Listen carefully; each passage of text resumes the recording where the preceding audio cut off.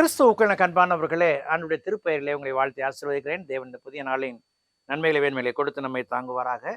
இந்த நாளின் தியானத்திற்காக ஒரு வசனத்தை உங்களுக்கு முன்பாக வைக்கிறேன். அது அப்போஸ்தலர் நடவடிக்கை புஸ்தகம் 16ஆம் அதிகாரம் 1 வசனம். Book of Acts 16th chapter verse 31.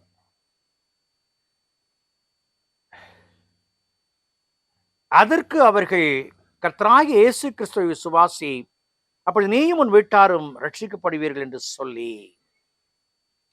அன்புக்குரியவர்களே, இங்கு ஒரு அற்புதமான நிகழ்வு நடைபெறுகிறது. பவுலும் சீலாவும் சிறைச்சாலையில் அடைக்கப்பட்டிருக்கிறார்கள். சிறைச்சாலையில் இருக்கிற மக்கள் ஆண்டவரை துதித்து பாடும் பொழுது சிறைச்சாலையின் கதவுகள் திறக்கப்படுகிறது.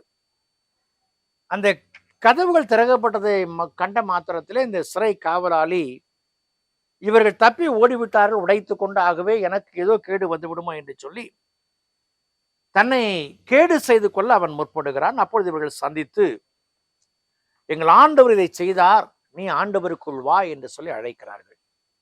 அவனும் நான் ஆண்டவருக்குள் வருவதற்கு என்ன செய்ய வேண்டும் என்று கேட்கிறான்.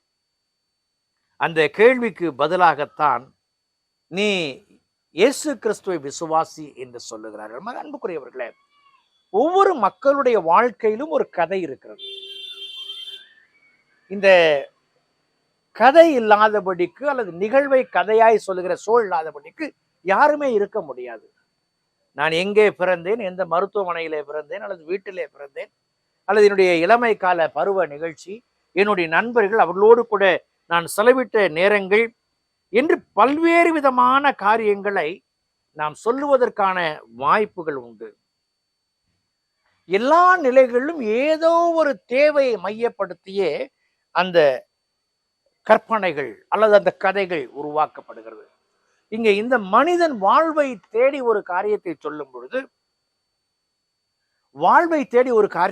பொழுது அவர்கள், நீ விசுவாசி, நீ ரட்சிக்கப்படுவாய் என்று சொல்லுகிறார்கள். 2 தீமோத்தேயு 3ஆம் அதிகாரத்துல 13வது வசனம் 14வது வாசிக்கும் பொழுது, பொல்லாதவர்களும் எத்தர்களுமானவர்கள் மோசம் போக்குறவர்களாகவும் மோசம் போகிறவர்களாகவும் இருந்து மென்மேலும் கேடுள்ளவர்களாவார்கள்.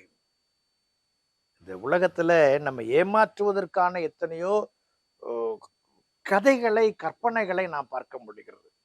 ஆனால் நான் ஆண்டவருடைய பிள்ளை என்று சொன்னால் நான் கற்று நிச்சயித்துக் கொண்டவைகளே நிலைத்திருக்க வேண்டும். நான் நிலைத்திருக்கிறது மட்டுமல்ல, யாரிடத்துல கற்றேன் என்று சொல்லுகிற அந்த நிலைப்பாடும் நமக்கு அவசியமாய் காணப்படுகிறது. அன்புக்குரிய விசுவாசிகளே, இறைவன் நம்மை இந்த உலக தோற்றம் முதற்கொண்டு நாம் இந்த உலகத்துல பிறந்த நாள் தொட்டு ஒரு பல்வேறு விதமான அனுபவங்களை கொடுத்து வளர்த்திருக்கிறார். அந்த அனுபவங்களை புடமிடப்பட்ட நான் கற்றுக்கொண்டவைகள, கற்று நிச்சயித்தவைகள நான் எப்படிப்பட்டவனாய் காணப்படுகிறேன். என்னுடைய அனுபவம் சார்ந்த சாட்சியின் கதை எப்படியா இருக்கிறது? நீர்க்குமிழி போல தோன்றி மறைவது அல்ல, அதிலே நிலைத்திருப்பது. நிலைத்திருக்க முற்படுவோம், கடவுள் ஆசீர்வதிப்பார். ஜெபம் செய்வோம். கிருபை நிறைந்த நல்ல ஆண்டவரே, இந்த நாளுக்காய், இந்த விளைக்காய் நன்றி செலுத்துகிறோம். உடைய திருக்கரங்களை எங்களை தாழ்த்துகிறோம். நீர் எங்கள் வாழ்க்கையிலே போதுமானவர் சுவாமி. உம்மிடத்துல கற்றுக்கொண்டதில் நாங்கள் நிச்சயித்து நிலைத்திருந்து மையப்படுத்த உதவி செய்யும், பயன்படுத்தும். இயேசுவை ஜெபிக்கிற ஜெபங்கள் பிதாவே, ஆமென்.